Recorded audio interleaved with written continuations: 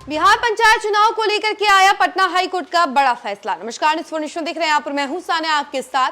बिहार पंचायत को लेकर के जहां एक तरफ असमंजस है कि आखिर ये पंचायत चुनाव होगा कब, तो वहीं दूसरी तरफ अब देखिए कि पटना हाई कोर्ट की तरफ से अब बड़ा फैसला आ गया है, वो भी आरक्षण को लेकर के, नौकरी आरक्षण को लेकर के। तो चलिए हम आपको बताते हैं कि आखिर पटना हाई कोर्ट ने क्या कहा है नौकरी को लेकर के। बिहार में पंचायत चुनाव में आरक्षण को लेकर पटना हाई कोर्ट ने एक अहम फैसला सुनाया है। न्यायमूर्ति पार्थ सारथी की एकल पीठ ने मोहम्मद ईशा की याचिका पर सुनवाई करते कहा कि मुखिया के चुनाव में आरक्षण का नियम बिहार पंचायत राज अधिनियम की धारा 15(5) के तहत तय होगा। सरकारी नौकरियों और सेवाओं में आरक्षण से जुड़े 1991 के बिहार आरक्षण कानून को सीधे पंचायत चुनाव में लागू नहीं किया जा सकता है।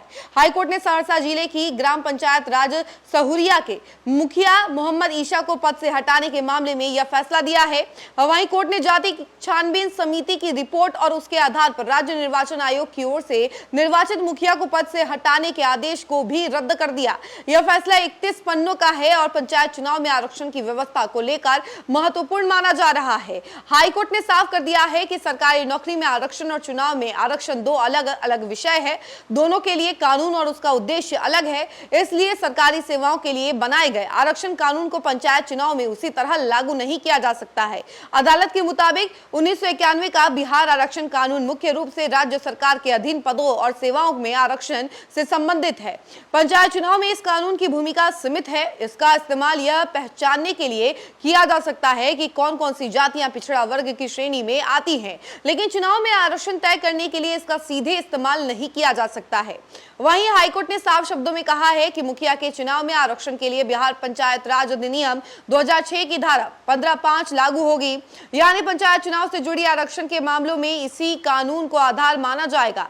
इस फैसले से उन मामलों में स्थिति साफ होने की उम्मीद है जहां पंचायत चुनाव में उम्मीदवार की जाति और आरक्षण को लेकर विवाद खड़ा हो जाता है। इस मामले में याचिकाकर्ता मोहम्मद ईसा 2021 के पंचायत चुनाव में अत्यंत पिछड़ा वर्ग के लिए आरक्षित सीट से मुखिया चुने गए थे। उनके चुनाव को इस आधार पर चुनौती दी गई थी कि उन्हें आरक्षण का लाभ लेने का अधिकार नहीं था। बाद में जाति छानबीन समिति की रिपोर्ट के आधार पर राज्य निर्वाचन आयोग ने उनका चुनाव रद्द कर दिया था।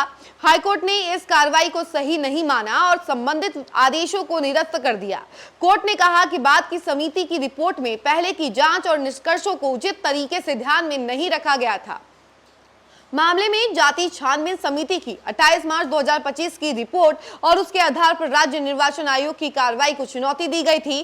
कोर्ट ने पाया कि बाद की रिपोर्ट में याचिकाकर्ता के खिलाफ पर्याप्त आधार स्थापित नहीं किया गया था और पहले की जांच के निष्कर्षों को भी उचित महत्व नहीं दिया गया। इसके बाद हाईकोर्ट ने संबंधित कार्रवाई को रद्द करते हुए याचिका स्वीकार कर ली। हाईकोर्ट का कहना है कि सरकारी नौकरी का आरक्षण और पंचायत चुनाव का आरक्षण एक ही नियम से नहीं चल सकता है। मुखिया जैसे पंचायत पदों के चुनाव में आरक्षण का आधार बिहार पंचायत राज अधिनियम होगा और वहीं पिछड़ा वर्ग की जातियों की पहचान से जुड़े प्रावधानों का इस्तेमाल अलग संदर्भ में किया जा सकता है। इस फैसले से पंचायत चुनाव में जाति और आरक्षण को लेकर उठने वाले विवादों में कानून की व्याख्या को लेकर महत्वपूर्ण दिशा मिल सकती है। वहीं हाईकोर्ट ने यह भी माना कि याचिकाकर्ता के पूर्वज 3 से 4 पीढ़ियों से बिहार में रह रहे हैं। यहाँ केवल 125 वर्ष पहले जौनपुर से बिहार आने के आधार पर उन्हें बाहरी निवासी नहीं माना जा सकता है। इसके अलावा दूसरी जांच रिपोर्ट में भी उनकी जाति को गलत नहीं बताया गया है। साथ ही प्रमाण पत्र रद्द करने की सिफारिश भी नहीं की गई थी। इन्हीं आधारों पर कोर्ट ने दोनों आदेशों को रद्द कर मोहम्मद ईशा को राहत प्रदान की है। तो देखिए, इस मामले में अब हाईकोर्ट ने साफ तौर पे कह दिया है कि कैसे नौकरी मिलेगी या नहीं मिलेगी, आरक्षण को लेकर के बड़ी बात कह दी है। इस खबर फिलहाल के लिए इतना ही। ऐसे तमाम अपडेट के लिए जुड़े रहे हमसे और देखते रहे न्यूज़ फाउंडेशन। धन्यवाद।